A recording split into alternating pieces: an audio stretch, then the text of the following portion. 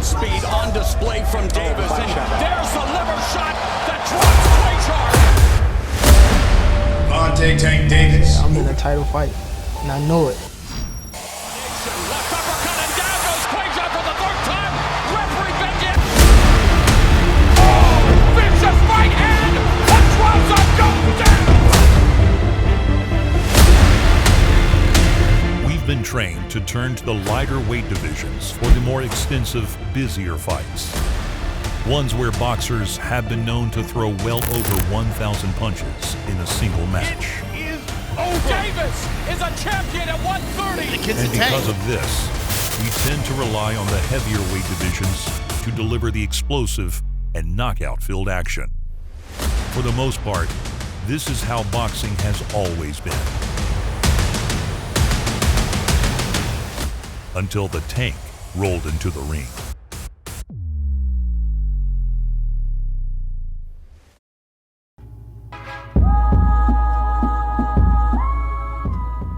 As always, don't forget to hit that like button and notification bell to stay updated on all future content.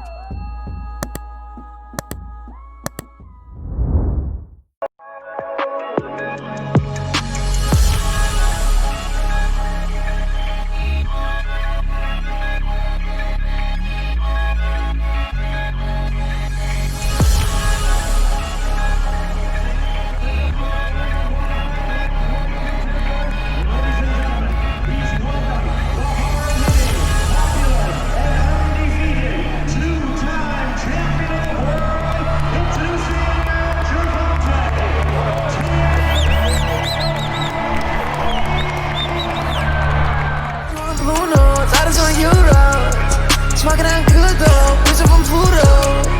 Price like Seattle, Audi ring. Came to my table, there's nothing you bring. I draw Bruno.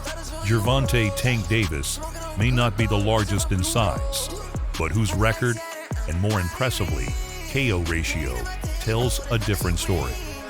Gervonta, 25 years old, standing at 5'5" and weighing in around 130.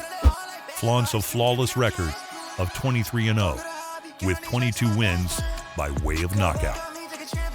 While the achievement of these victories is impressive to see in any weight division, it is exceptionally rare to see in the super featherweight division. Davis is known for his academic boxing technique combined with a southpaw stance.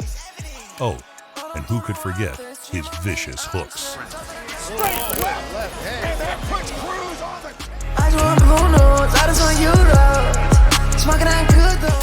A former Golden Gloves and 3-time Silver Gloves champion, Davis completed his amateur career with an impeccable 206-15 record. Down goes Gamboa. Whoop! His battle against Jose Pedraza would be his first shot at a belt.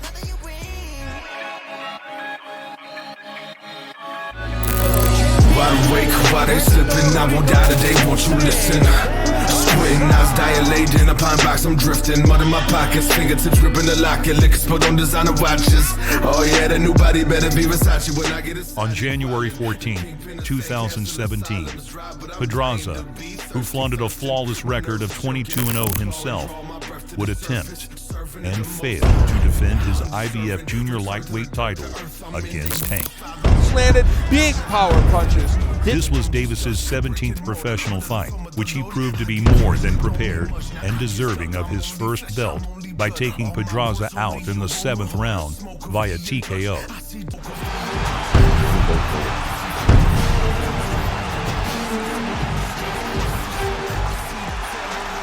And this fight is over. Gervonta Davis at 22.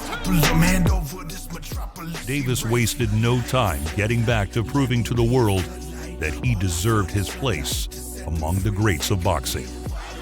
About to walk out to the arena, and I moved the curtains, and they were just right there screaming. I was shocked, so I hurry up and close the curtains and moved back and asked myself, am I ready for this? A short 5 months after winning his first belt, Gervonta confidently placed it on the line against a then 21-0 undefeated Liam Walsh. We put the nets up in the lines, now we high. Liam was also an explosive southpaw, just like Davis. Walsh came from a bloodline of warriors. In fact, he was an active professional boxer at the same time as his two older brothers were. Unfortunately for Liam, Davis's technique and power proved to be too overwhelming to handle. Davis put an end to Liam's night and perfect record by a TKO in the third round. We had some faith that been avoided. The referee jumps in. I'm not so sure, John.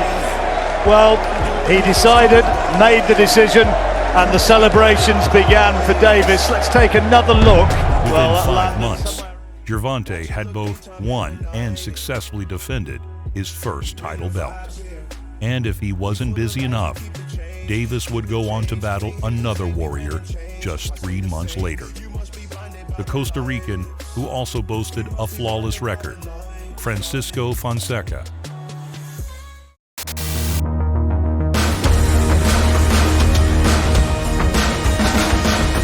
Had won nearly 50% of his fights by knockout. Davis was not only the first American fighter that Fonseca faced, but was also his first loss as a professional. Francisco became another victim to Gervonta's knockout power late in the 8th round of the fight. Of his career, Davis stopped Nicaragua's Fonseca in the 8th round. This was the latest round Tank had ever witnessed as a professional, proving that he not only had power, but the endurance to go with it. Oh, Fonseca. Oh, Established himself as a serious championship caliber fighter. Gervonta would finally allow some resting time between fights. His next battle took place on April 21st, 2018, nearly 8 months after his victory over Fonseca. Yeah, I make decisions to glow. Ridiculous flow, potential to glow. You know, I just do that. Consolidate my readers, line it up. Jesus Sueller was coming off a near 2-year break with his last fight, resulting in a loss of his featherweight title. But that does not negate the fact that Sueller held an impressive 28-2 record with nearly 21 KOs. The match was for the vacant WBA super featherweight title. Davis's performance, with a TKO ending the match in the 3rd round, proved that his desire for the title was stronger than Sueller's.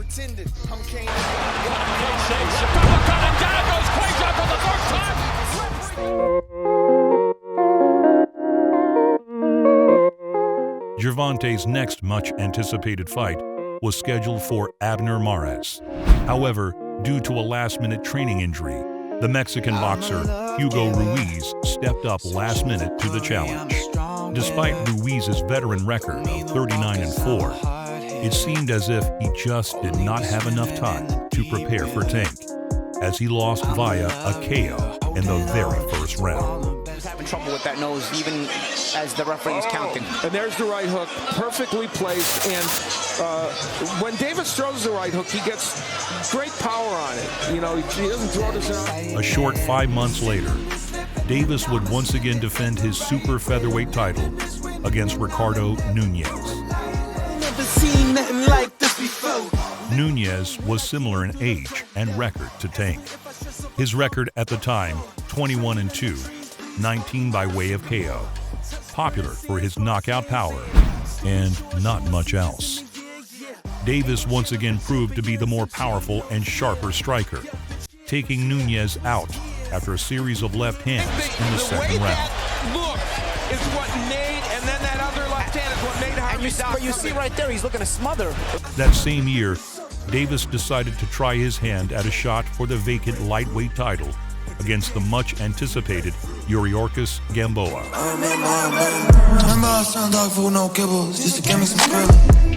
Regardless if Gamboa's record was not perfect, being 30-2 at the time, he was a well-versed fighter who was no stranger to going the distance in professional fights. Yuriorkis tested Tank's heart and will as he took him to the 12th round, somewhere Davis has never been as a professional fighter. But Tank had enough and decided to hand Gamboa a 12th round TKO.